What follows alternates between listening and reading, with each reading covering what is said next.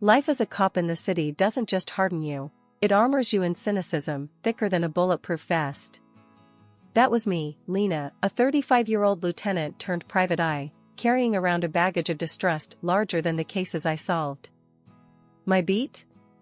Cheating spouses and human deceit.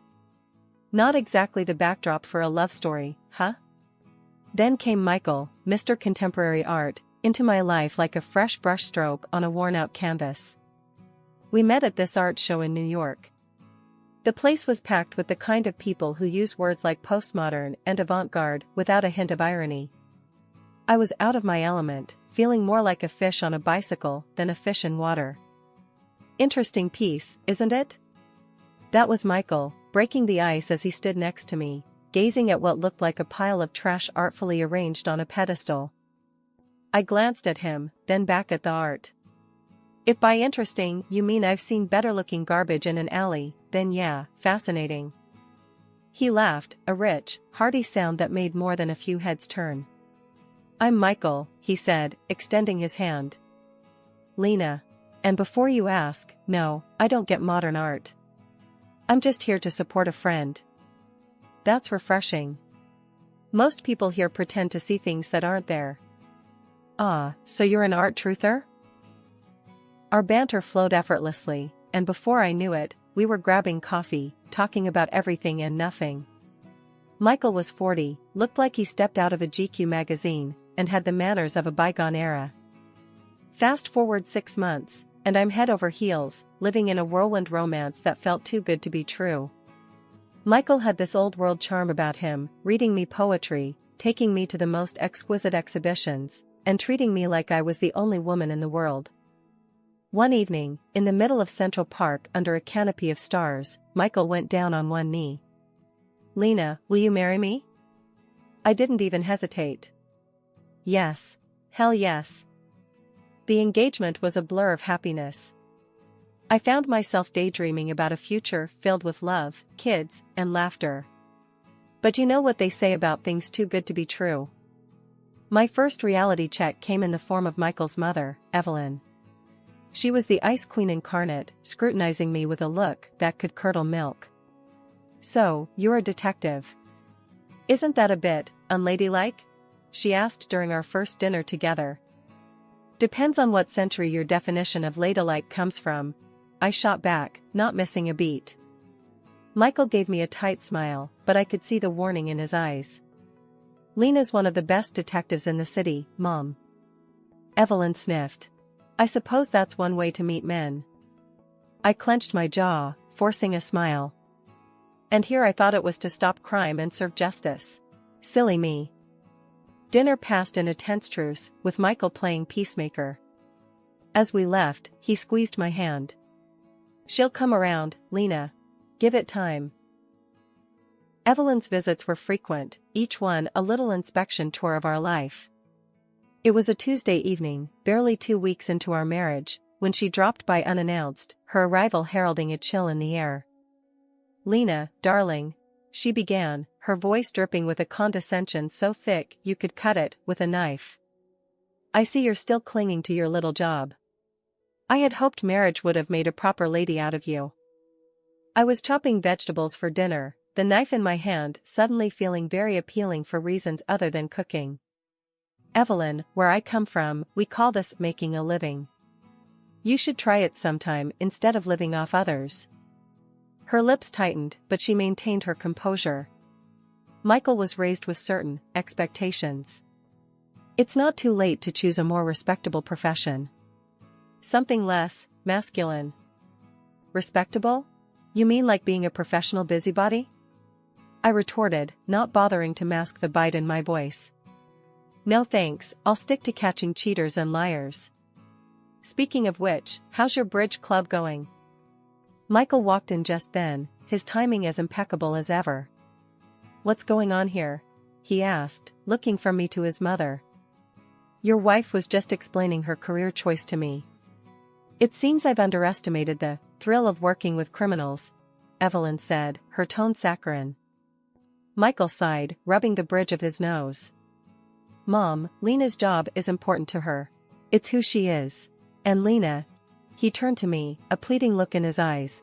Please, let's not do this now. I wanted to argue, to tell him that his mother was crossing lines she shouldn't even be seeing, but I held back. This was his mother, after all. Fine, I muttered, turning back to my vegetables with more force than necessary. The evenings following Evelyn's visits were always tense. Michael would become distant, retreating into a shell I couldn't crack. It was clear whose side he was on, and it wasn't mine. One such evening, after a particularly grueling visit from Evelyn, who had criticized everything from my cooking to the way I folded towels, I confronted Michael. Why don't you ever stand up for me? Your mother treats me like I'm the dirt under her shoe, and you just let her. What kind of marriage is this? Michael looked at me, weary. Lena, she's old, set in her ways. What do you want me to do? Disown her? No, I want you to have my back. To tell her she can't walk all over me, us. Is that too much to ask? He sighed, running a hand through his hair. I'll talk to her, okay? Just give it some time. She'll come around. But she didn't. And neither did he. The divide grew, Evelyn's disdain and Michael's inaction wedging a gap between us that felt insurmountable. It was clear this was more than just a rough start. This was a glimpse into what my future held if something didn't change. Living with Michael started to feel like I was in one of those dramatic TV shows where the cracks slowly start showing in the perfect facade. He worked at this fancy art gallery, which sounded posh until you realized his paycheck was as unpredictable as the weather in spring. Meanwhile, I was doing pretty well for myself, pulling in enough to keep us comfortable, living in a spacious apartment in a nice part of the city. I remember one evening, the conversation at dinner turned towards the future. I was talking about maybe, eventually, wanting to buy a house, have a bit of space for when we decided to start a family. Michael, fork halfway to his mouth, paused and gave me this look. Lena, I'm not sure where you're getting these ideas from. We don't need a house. And me getting another job? That's not on the table. I put my fork down, trying to keep my voice level. It's not about needing, Michael. It's about planning for the future. And it wouldn't hurt to have a more stable income, you know? He laughed, a sound that used to warm my heart but now just grated on my nerves. You and your obsession with money. It's always about the bottom line with you, isn't it? Money isn't everything, Lena. I could feel the anger bubbling up inside me. Easy for you to say when you're not the one worrying about paying the bills every month. I'm not obsessed with money. I just don't want to end up struggling. Michael shrugged, going back to his food like we were discussing the weather. I'm happy with our life as it is. You're the one who's never satisfied. I stood up, my appetite gone.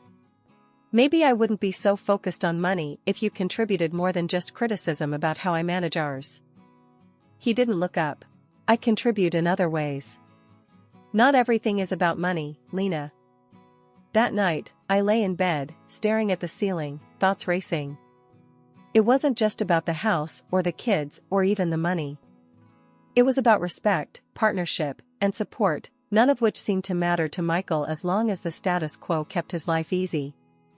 His accusations of my so-called obsession with money were a convenient deflection from his unwillingness to confront the reality of our situation. On what started as a mundane Sunday, the living room transformed into the stage for an unexpected drama when Evelyn, my not-so-beloved mother-in-law, decided it was the perfect day for a visit. With her arrival came an air of tension, thick enough to slice through. She was glued to her phone, her voice fluctuating between panic and confusion, as she navigated through a conversation that set off every red flag in my book. And you're saying my social security number has been suspended? How much do I need to pay to fix this? Evelyn's voice cracked as she fumbled through her purse, pulling out her checkbook and a slew of documents, her hands shaking with a mix of age and fear. I was in the kitchen, coffee in hand, when my ears picked up the mention of Social Security and payment. Years on the force had honed my instincts, and every fiber of my being screamed, scam. I rushed into the living room, my approach silent but swift. Evelyn, hang up the phone. It's a scam, I interjected, my voice firm yet composed, hoping to convey urgency without inciting panic. She whipped around, eyes wide with shock and offense. I beg your pardon. I'm handling this, Lena. There's no need for your intrusion. But before she could continue her protest, I reached out, my hand clamping down on the phone, and ended the call with a decisive click. The room fell into a stunned silence, the air thick with tension.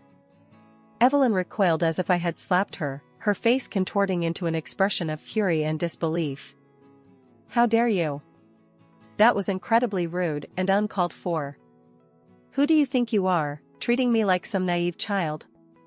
Michael, drawn into the living room by the commotion, stood at the threshold, his expression a mix of concern and frustration. Lena, what's going on? Why are you upsetting my mother? I turned to him, my frustration mounting. That call was from scammers, Michael. They were trying to con Evelyn out of her money by claiming her social security number was suspended. This is a common tactic. I've seen it 100 times. Michael rubbed the back of his neck, a gesture I knew meant he was in a tight spot. Okay, but couldn't you have been a bit more diplomatic about it? Evelyn, gathering her things with trembling hands, shot me a look that could curdle milk. I don't need to be saved, especially not by someone who treats me with such disrespect. I'm leaving. We'll see what the bank says about this so-called scam. She stormed out, leaving a cold silence in her wake. Michael sighed, looking between the door and me. Lena, I know you meant well, but you have to handle things more gently, especially with my mother. I felt a twinge of guilt but stood my ground. I know it seemed harsh, but there wasn't time for pleasantries. Scammers rely on creating a sense of urgency. Hesitation could have cost her dearly. The next day, curiosity and a hint of guilt nudged me to call Evelyn. The phone rang 3 times before she answered, her voice cold and clipped. What do you want, Lena? I just wanted to check in after yesterday. Did you talk to the bank about the call? There was a pause, and when she spoke, her voice was laced with reluctant admission. Yes, I did. They confirmed it was a scam. But that doesn't change how you handled the situation. You were rude and aggressive. I pinched the bridge of my nose, a headache brewing at the edge of my temples. I'm sorry if I came across that way. I was just trying to protect you from getting scammed. These people are professional liars, and they're very good at what they do. Her response was a scoff, tinged with a begrudging sort of gratitude. Well, I suppose I should thank you for preventing a mistake. But don't think this means I approve of your methods or your attitude. Goodbye, Lena. The chill between Michael and me had settled in deep, turning our home into more of a frosty standoff than a warm haven. I clung to the hope that his upcoming birthday might thaw the ice, a chance to fan the dying embers of our relationship. Dreaming of a weekend filled with just the two of us, I planned every detail, hoping to rekindle what was once there. But as fate, or rather, Evelyn, would have it, she bulldozed through my plans with her own agenda, setting up a grand dinner at her mansion on a weekday, of all times. Knowing my schedule was jam-packed, it felt like a deliberate jab. I pleaded with her over the phone. Can't we just push it to Saturday? I'm swamped at work, Evelyn. Her voice was a mix of honey and ice. No, dear. This is when it's happening. Michael shouldn't have to adjust his birthday around your occupations. Biting back frustration, I found myself confiding in my boss, the only person who seemed to get it. He's seen enough deceit and betrayal to fill a noir novel, yet he understood the importance of this gesture. Go, he urged, with a knowing look. Do what you need to do. Arriving at Evelyn's, the party was in full swing, a spectacle of faux merriment. Evelyn spotted me like a shark senses blood, her smile tight as she hastily whispered something to Michael. There he was, Michael, my husband, ensconced by the fireplace, his arm around a woman who was clearly more than just a casual acquaintance. My heart twisted, but I steeled myself and approached. Michael, aren't you going to introduce me? I asked, injecting a calm I didn't feel into my voice. He jerked like he'd been electrocuted, his eyes wide. "Ah, Lena, this is Aisha from the gallery," he mumbled, then turned to her. "And this is, Lena, a relative." The room might as well have spun. "A relative? Seriously, Michael? Your wife, remember?" I couldn't keep the incredulity and anger from my voice, the words echoing louder than intended. A hush fell over the room, all eyes on us. Michael's face reddened, a mixture of embarrassment and irritation flashing across his features. "You know, a real wife would have made her husband's birthday a priority," he retorted sharply, turning away as if dismissing me from his presence. Before I could recover, Evelyn slithered over, her voice dripping with disdain. "You see, Lena, you just don't fit in here. Michael needs someone supportive, like Aisha, not, whatever this is." Her words were a slap, each one designed to cut. "I think it's best if you leave. You're clearly not wanted here," she hissed, gesturing towards the door as if banishing me from my own life. "You know what, Evelyn? Maybe you're right. Maybe I don't belong in a family that thrives on lies and deception." With dignity I barely felt, I walked out, the silence of the night wrapping around me like a cold embrace. After the debacle at Michael's birthday and the cold truth that followed, I knew I needed solid proof if I was going to end this marriage on my terms. The thought of tailing Michael myself was too much. I'm used to digging up dirt on strangers, not the man I once thought I'd grow old with. So, I turned to Dave, a colleague of mine with a knack for uncovering the most discreet affairs. "Hey, Dave, I need a favor," I said, trying to keep my voice steady over the phone. "Anything for you. What's up?" His reply was immediate, the loyalty in his voice a small comfort in my storm of betrayal. "It's Michael. I know he's seeing someone. I need evidence," I confessed, feeling a mix of relief and dread admitting it out loud. "Say no more. I'll handle it discreetly. You'll have what you need in no time," Dave assured me, his confidence soothing some of my anxiety. True to his word, Dave delivered.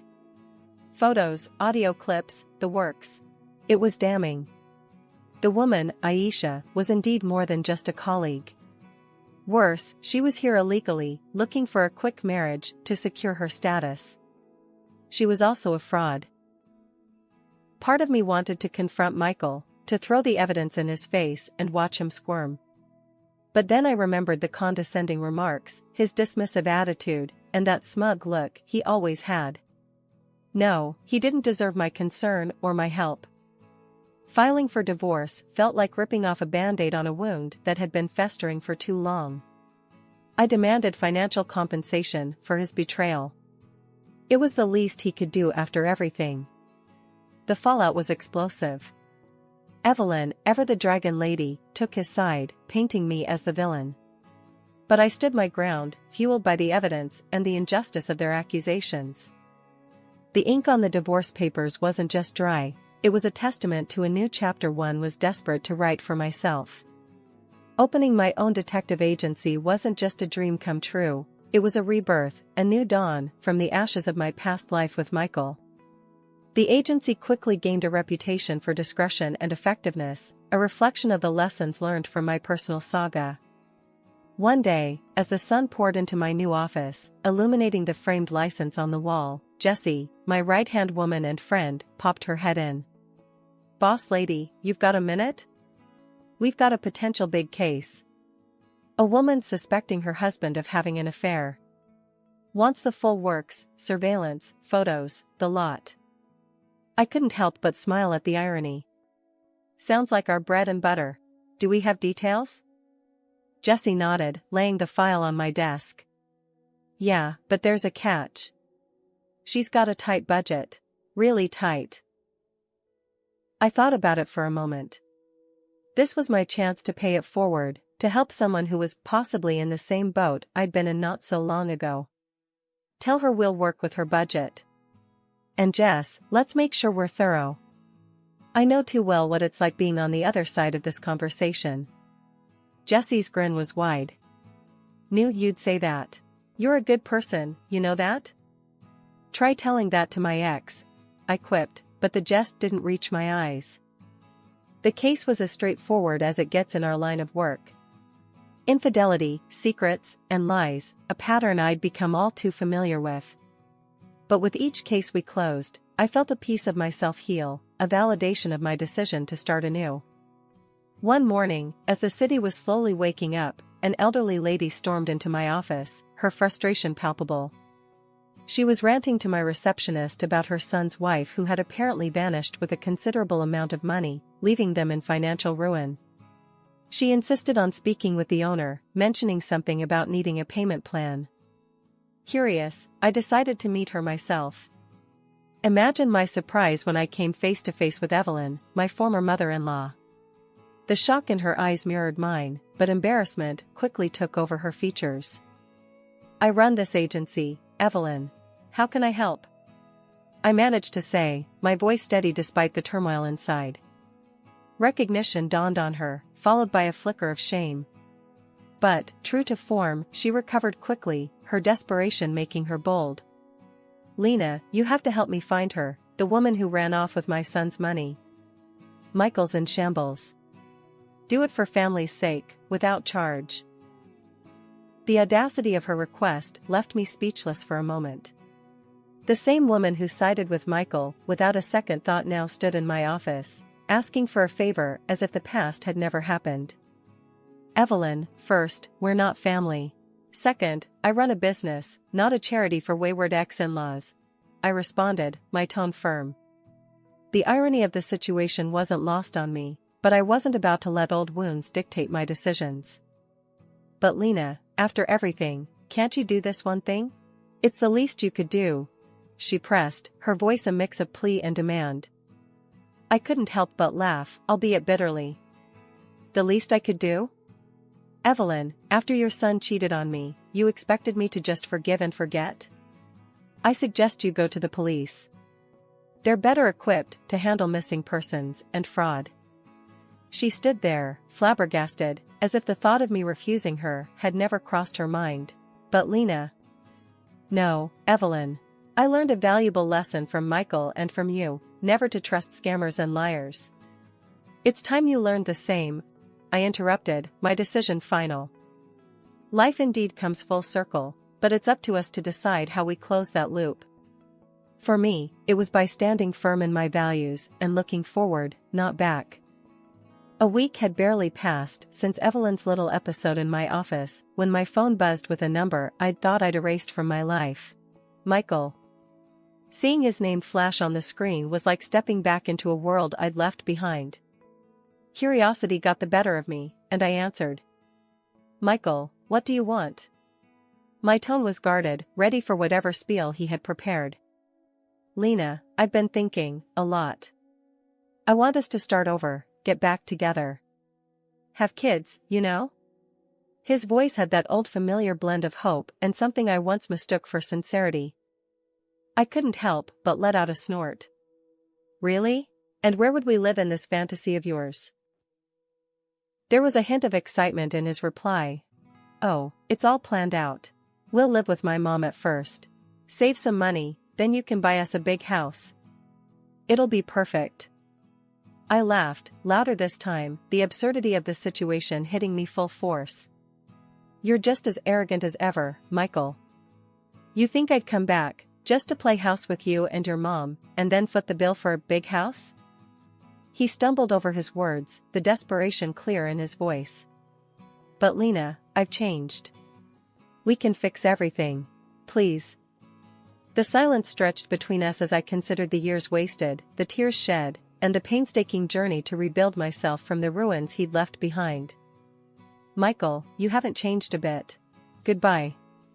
With that, I hung up, the finality of the gesture sealing the door on the past. As the silence settled around me, a sense of peace enveloped my heart. The call, absurd as it was, served as the ultimate validation of my growth, my resilience, and my independence. I had built a new life, a successful career, and reclaimed my sense of self, none of which would have been possible had I stayed trapped in a marriage that diminished me. Michael's call was nothing more than a blip on the radar, a fleeting reminder of how far I'd come. The future stretched out before me, bright and filled with promise, a blank canvas ready to be painted with new dreams, new challenges, and new achievements. As I turned my attention back to the work that had given me purpose and a sense of belonging, I knew that whatever came next, I was ready. After all, the best revenge is living well, and I intended to do just that.